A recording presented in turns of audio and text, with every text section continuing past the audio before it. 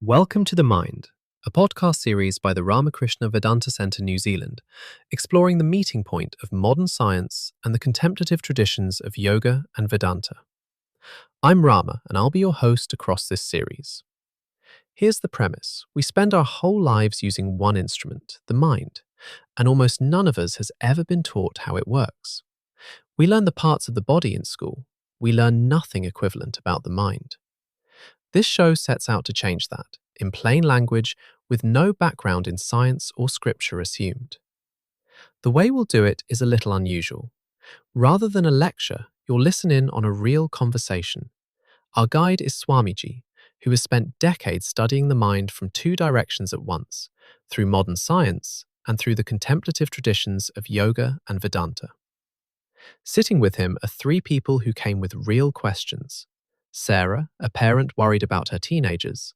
James, a secondary school teacher who wants to truly help, not just manage.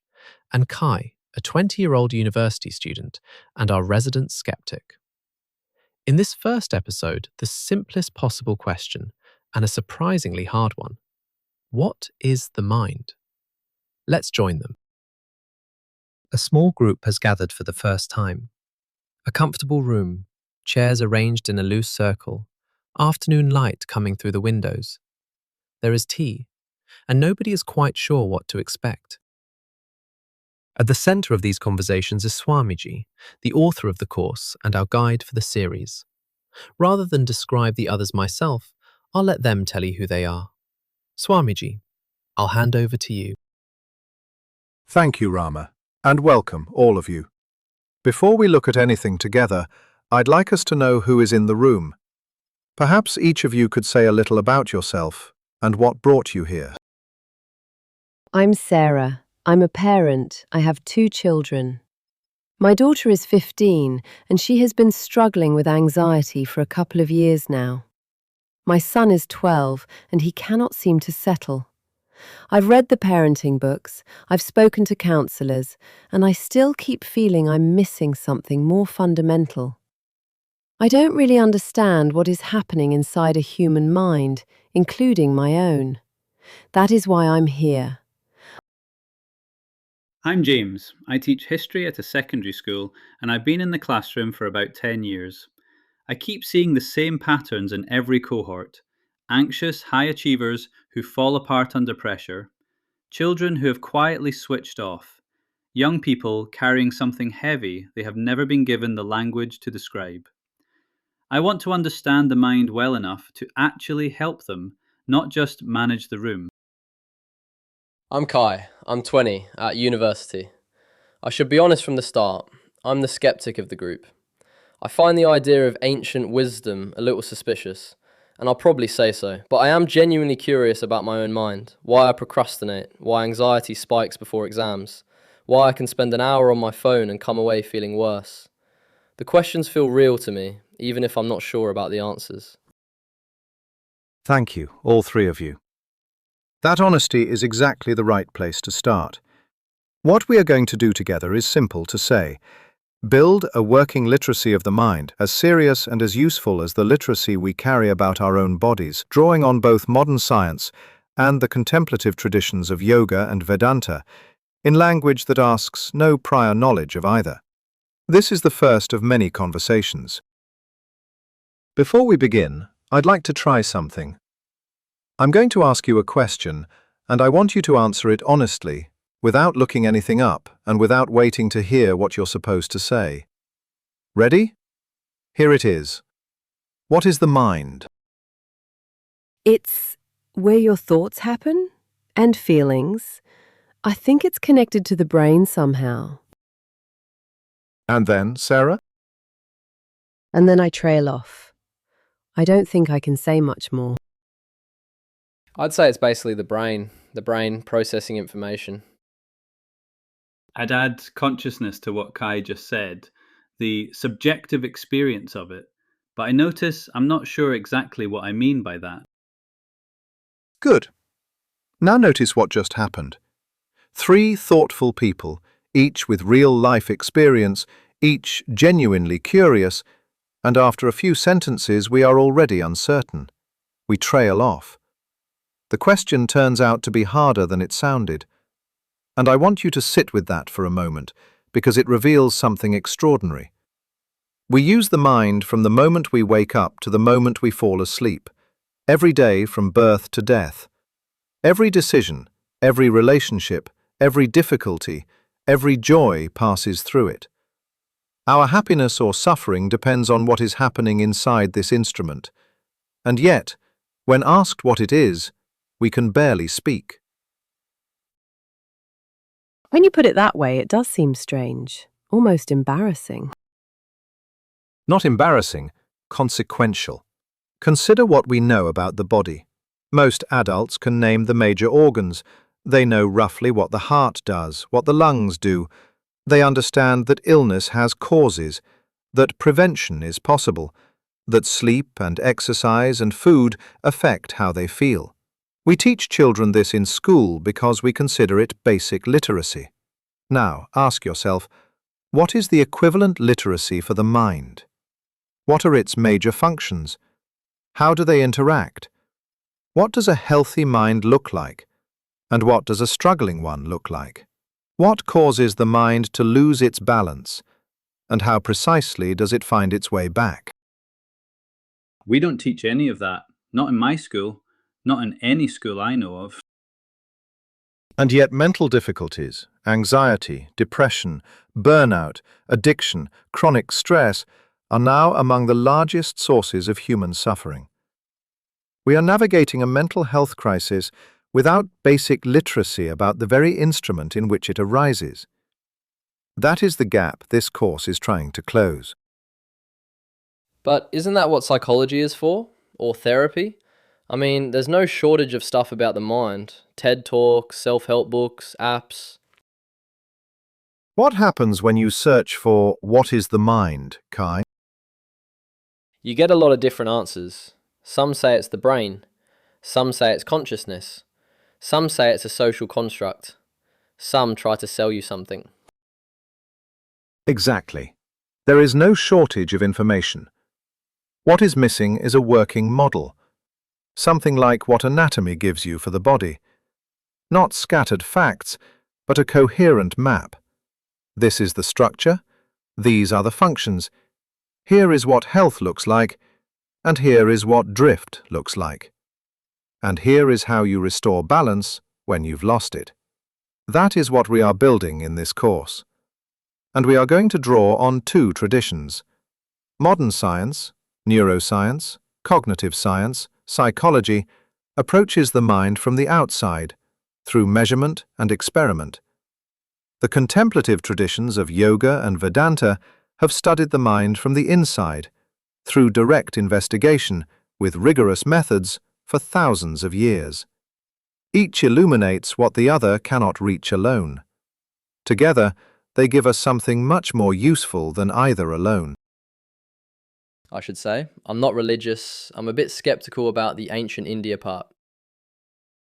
I'm glad you said that, Kai. The spiritual sciences of India are not, at their core, about belief. They are about observation, careful, repeatable investigation of what happens inside your own experience. You will find, I think, that they have anticipated much of what neuroscience has only recently confirmed. If that turns out to be true, you can judge for yourself what to make of it. All I ask is that you stay curious and honest. Can you do that? Yes, that I can do. While we're being honest, something happened to me this week that's been bothering me. I got a message from a friend, pretty short. I read it as dismissive, like he was irritated with me. I was wound up about it for hours. Then I read it again the next morning, and it just seemed completely neutral. Nothing in it. How does that happen? The words didn't change. Hold that, Kai. We will come back to it, and it will make perfect sense by the end of today. But let me start with 4 very simple questions. Is thinking about water the same as drinking it? No. Sarah, is thinking about love the same as loving? Obviously not. James, is feeling afraid the same as seeing clearly? No, though it can feel that way. And Kai, Is believing something is right the same as fully understanding it? I want to say yes, but I know that's not actually true. These 4 questions are deliberately simple, but each one points to the same thing. There is a difference between an experience and what the mind does with that experience. Drinking water is direct, immediate, undeniable. Thinking about water is the mind's commentary on the experience, not the experience itself. And this gap is everywhere once you start looking. Thought is enormously valuable. Without it, we could not have science, education, language, or relationships of any depth. But thought always arrives after experience. You hear a sound, and then you identify it. You meet someone, and then you form an opinion. You feel something, and then you describe it. The thought is the mind catching up with what has already happened. It is like a map. A map is useful, sometimes indispensable, but the map is not the land. I notice that in myself. I'll be with my daughter and I'll have this running commentary in my head. She's doing this wrong. I should have said that differently. And then I realize I've stopped actually being with her. That is a very precise observation, Sarah. And now feeling. The mind does not only think, it also feels. Joy, fear, grief, longing, warmth, resistance, these shape our experience at least as much as thought, and often more. Feelings are real, and they matter enormously. They reveal what we value, who we love, what we fear losing. But feelings are also partial. A feeling of danger can persist long after there is no real danger. A feeling of certainty is not the same as actually being right. The students who struggle with maths, that's exactly it, isn't it? They're sitting in a perfectly safe classroom and their body is responding as if something terrible is about to happen. Old fear firing in a new situation. Exactly. Neuroscience gives this a precise account. The brain has a fast-acting threat detection system, a small structure called the amygdala, which you might think of as the alarm bell, that can fire fear and defensiveness before the thinking parts of the brain have had time to assess the situation. This is why you flinch before you know what caused the sound, why an old grief can be triggered by a familiar smell, why a feeling of dread can persist even after you've told yourself everything is fine.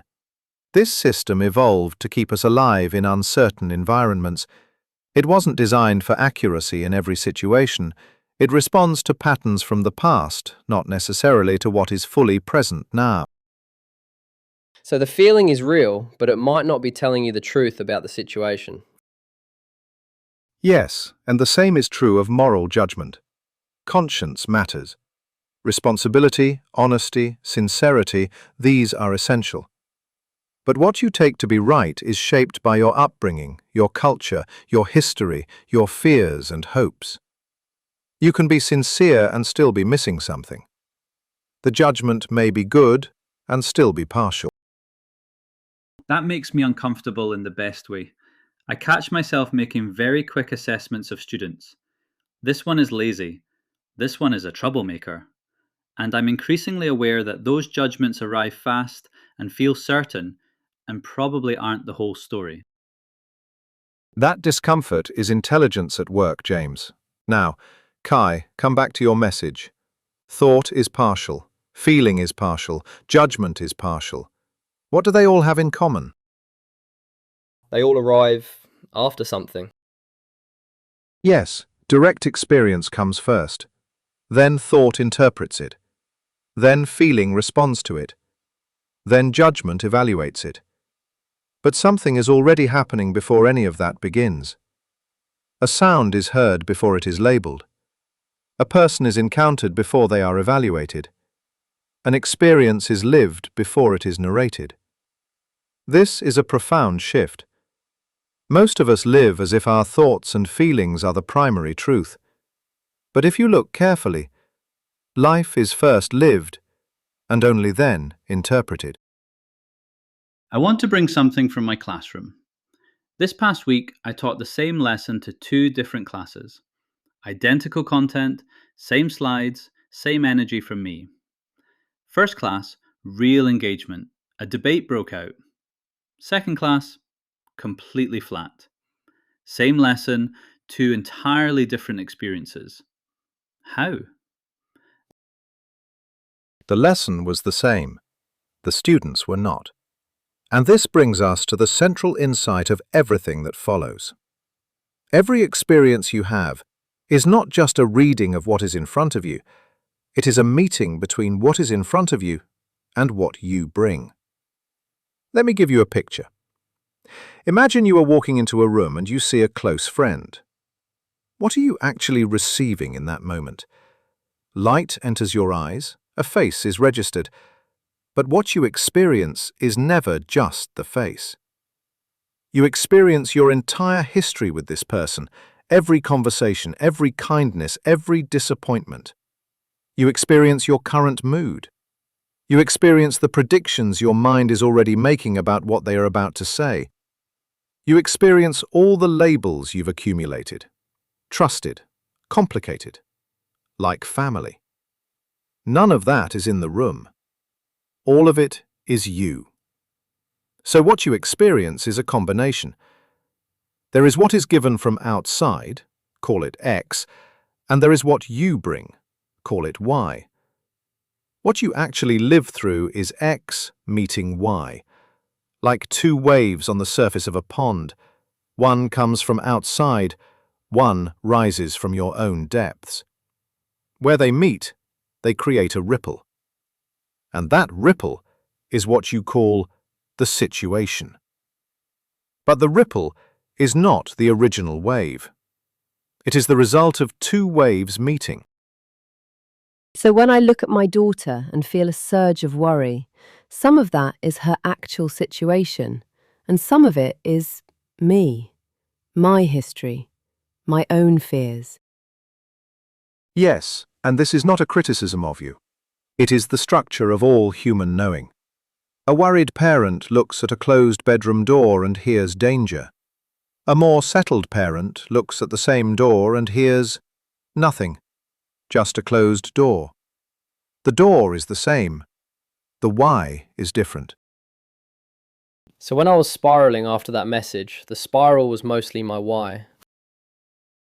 The spiral was the meeting of the message and your state.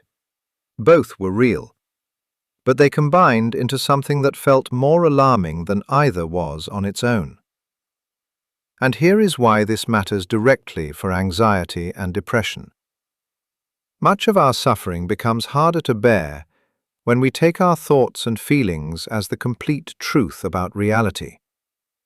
When "I am anxious" feels like a final verdict about who you are, the anxiety hardens. When a dark thought feels permanent rather than like a wave passing through, the depression deepens. The moment you begin to see that what you're experiencing is the meeting of X and Y, that it is not the bare truth about the world, but something you have a part in, an inner space opens. And in that space, change becomes possible. And in the classroom, this is why the same teaching lands so differently on different children. It's not just a lesson, it's the why each child carries in, their history with the subject, their history with adults, what happened to them before they sat down.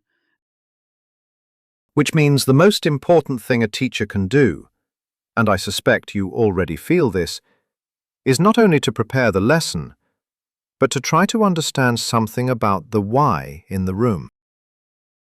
And as a parent, it means I need to know my own why, because I'm bringing that into every conversation with my kids. Precisely. And the mind, this extraordinary instrument through which all of this flows, has been given a name in the Yoga Vedanta contemplative tradition. The entire inner apparatus of thinking, feeling, judging, and remembering is called the antakarana, which simply means the inner instrument. And the specific part of the mind that receives impressions from outside, sorts them, and reacts is called manas. You will hear both words again as the course progresses. For now, just hold the idea. The mind is an instrument, a remarkable one, but it is not the deepest part of what you are. Something knows even the mind. Something is aware of the thoughts, the feelings, the judgments. And that something is what the next lesson will begin to explore. That's the part I find genuinely strange and interesting. Good, Kai. That feeling is your cue that something real is being pointed at. I'd like each of you to try something specific before our next conversation. Not an exercise, more like a small experiment. Here it is. Choose one moment in the coming days when you have a strong reaction, irritation, worry, excitement, hurt, relief, to something someone says or does. In that moment, or shortly after, take a few minutes and do this. On a piece of paper, divide what happened into X and Y. On one side, write the bare facts, just what was said or done, as if you were a camera recording it, with no interpretation. On the other side, write what you brought, your mood at the time, the history you carry with this person, what you feared or hoped, what that moment reminded you of. Then look at both sides and ask, where did the situation end, and where did I begin? I'll try this with my daughter. One of those moments where I find myself getting anxious before she's even said anything. I'll do it with a student I've already made up my mind about. See what my why is when I'm looking at them.